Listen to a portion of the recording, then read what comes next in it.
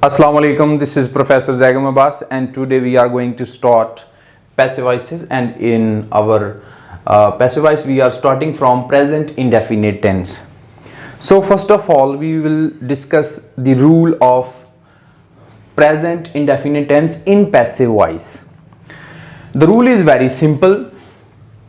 Object of active voice will become the subject in passive voice plus helping verb में is, am और मैंने अपनी last video में golden rules of passive voice में बताया है कि जो एक्टिव में कंटिन्यूअस के हेल्पिंग वर्ब हैं वो पैसिव में इंडेफिनिट के बन जाते हैं, यानी कि passive voice present indefinite tense में हेल्पिंग वर्ब is, am और हैं, and in passive voice we always use third form of the verb.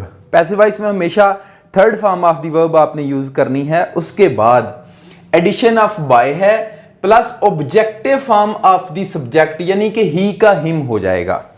तो हम प्रेजेंट इंडेफिनिट टेंस की एक्टिव में पैसिव एक्टिव वॉइसेस टेंसेस को पैसिव में शिफ्ट करते हैं और इसकी प्रैक्टिस देखते हैं. तो टेंस नंबर 1 है ही लव्स यू. आपको पता है एक्टिव वॉइस में प्रेजेंट इंडेफिनिट के रूल की बात करें तो सब्जेक्ट के बाद first form of the verb और ऑब्जेक्ट आता है, यानी कि subject first form of the verb और ऑब्जेक्ट. अब हम इसको शिफ्ट करते हैं पैसिव वॉइस में. AV means active voice, PV means passive voice. ठीक है, तो इसका रूल अप्लाई करते हैं हम. ऑब्जेक्ट ऑफ एक्टिव वॉइस, यानी कि यू जो ऑब्जेक्ट था एक्टिव वॉइस का, इसको अब हम सब्जेक्ट बनाने लगे हैं पैसिव वॉइस में. You got it, very simple. उसके बाद यू के साथ आपको पता है क्या आना है और. ठीक है, यू यानी कि आई के साथ सिर्फ एम आना है. थर्ड पर्सन सिंगुलर्स के साथ वो क्या है, ही शी इट है. एंड ऑल्सो सिंगल नेम के साथ क्या आना है,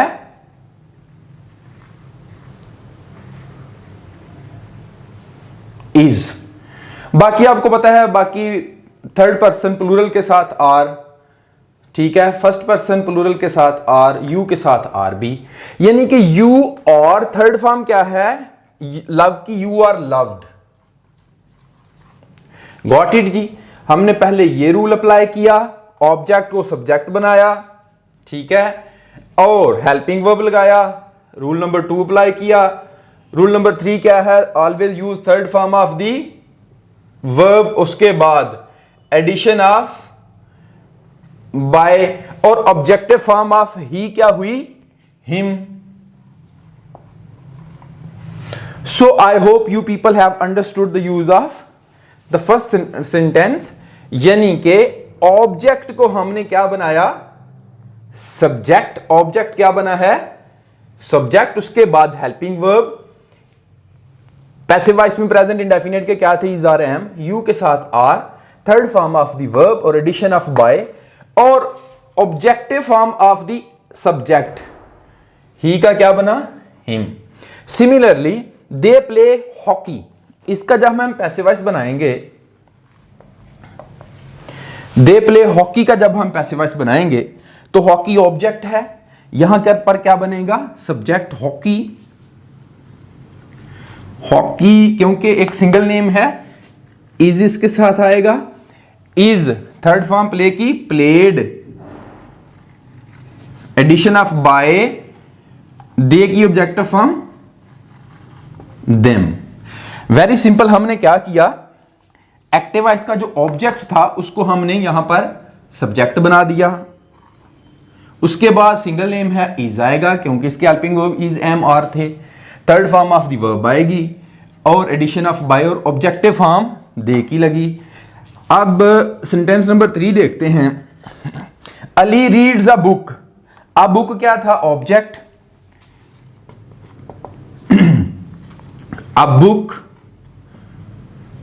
यानी कि ऑब्जेक्ट को हमने सब्जेक्ट बना लिया, रूल नंबर 1.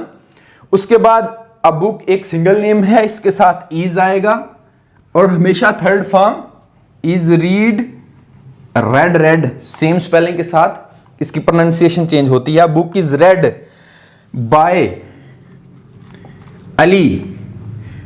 प्रॉपर नेम्स की आपको पता है ऑब्जेक्टिव फॉर्म नहीं होती, they remain same. Got it? यानी कि ये ऑब्जेक्ट को क्या बनाया यहां पर, सब्जेक्ट, उसके बाद helping verb, third form of the verb के बाद एडिशन ऑफ बाय किया, और objective form of the subject Ali का सेम अली ही रहना है। So I hope you people have completely understood the use of present indefinite tense in passive voice. When we talk about the negative sentences of present indefinite tense in passive voice, so I don't think so कि I need to write the rule again. आपको पता है सिर्फ helping verb के बाद not आएगा, ठीक है? यानी कि देखें, hockey is not played by them. So simple. And when we talk about the interrogative sentences, सवालिया जुमलों की बात करें तो सिर्फ helping verb बाहर आएगा, is hockey played by them, ठीक है?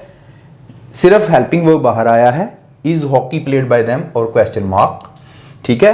अगर नेगेटिव इंट्रोगेटिव इकट्ठे आ जाएं तो सिर्फ आपको पता है हेल्पिंग वर्ब बाहर आएगा, उसके बाद सब्जेक्ट के फौरन बाद not, third form of the verb, addition of by और objective form of the subject.